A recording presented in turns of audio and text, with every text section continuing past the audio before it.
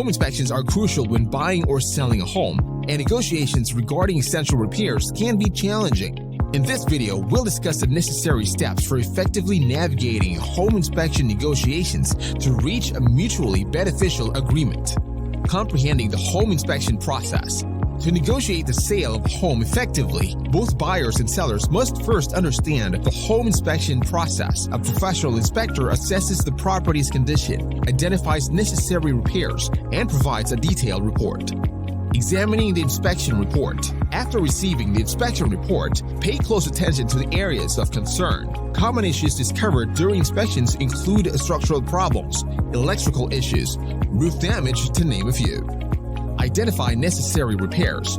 Realistic repair expectations from both buyers and sellers are crucial. Buyers should prioritize safety and structural concerns, while sellers must address legitimate issues. Starting the negotiation process.